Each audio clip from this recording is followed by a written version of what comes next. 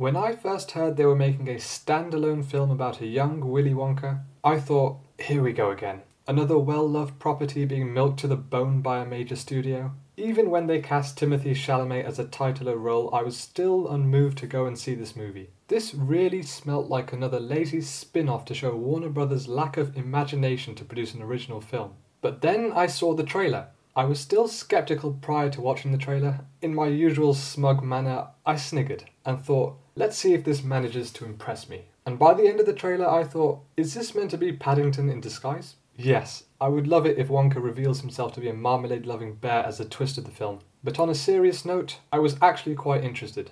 I was swayed by its charm and magical atmosphere. It has this upbeat and delightful tone that I felt had been missing in a lot of big-budget trailers recently. But it's easy to just be impressed by one trailer and then you go and see the film a few months later and end up being massively underwhelmed. Why I believe that this film will be a success is because of the director, Paul King. And guess which franchise he is best known for directing? Yep, you guessed it, Paddington. A hugely successful and wonderful family adventure that is loved by all ages. But unlike Paddington, this prequel to Charlie and the Chocolate Factory is a musical, which isn't really a surprise since the last two Wonka films were also musicals. And when you have a film that is targeted at a universal audience, the better chance the film will do well. And the plot actually looks really fun. It might be a predictable one, especially since the trailer kinda shows you how the plot will progress, but I'm sure that the direction will sway me with its glamour and magic. It follows a story about pursuing your dreams and not giving up no matter the circumstances. And his adversary is this giant corporation that have taken away the magic and lure of chocolate into this miserable and lifeless industry.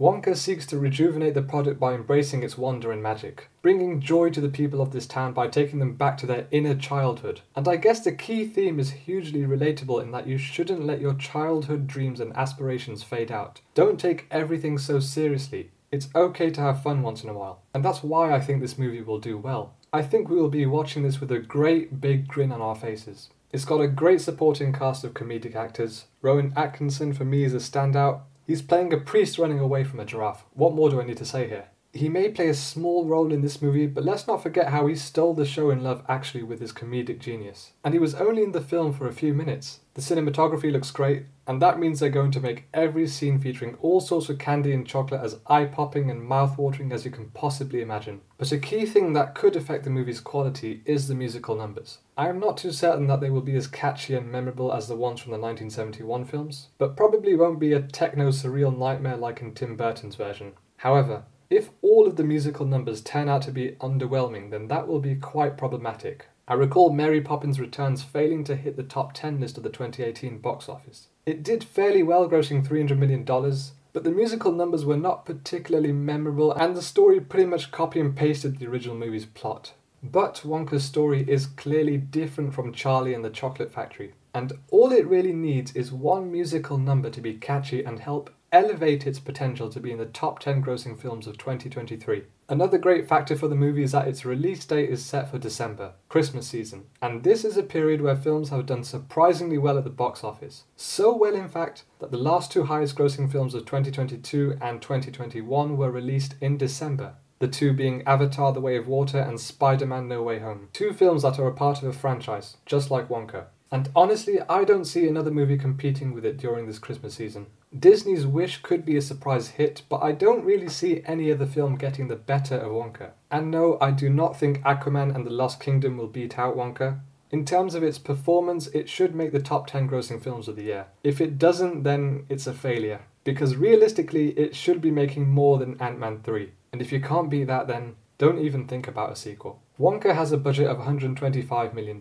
Paddington 2 was made with a budget of $40 million and grossed $228 million worldwide. So Paul King is working with his biggest budget yet. And based on Paddington's successful box office returns, Wonka is on track to be a hit this Christmas. I think that the star power of Timothée Chalamet will definitely help determine the success of the movie. It's great casting, though a little too on the nose. I mean, this is the second character that Chalamet is playing that's already been played by Johnny Depp. He was Edward Scissorhands in that weird Super Bowl commercial and is now Willy Wonka. But he doesn't look like Michael Jackson this time, so I guess it's fine.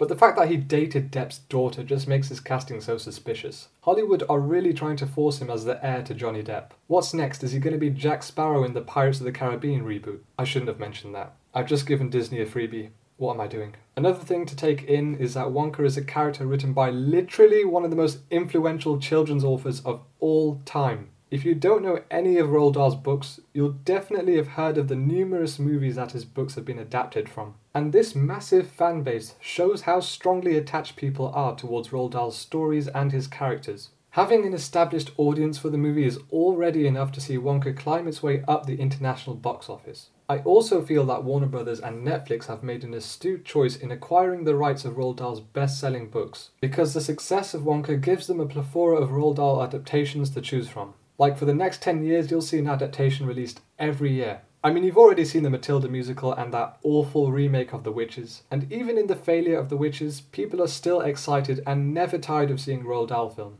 even if it's a complete spin-off of a character. And I'm glad that they chose Wonka as that character, because if they chose an Oompa Loompa, it would be no different to the Minions. So are you going to be there in December for the release of Wonka? If you are, what are you most looking forward to see? Chalamet's performance? The musical numbers? Rowan Atkinson? And that's what's great to see. There is something that's guaranteed to entertain you. And I have no doubt that Wonka is a film that will delight and entertain for everyone to enjoy.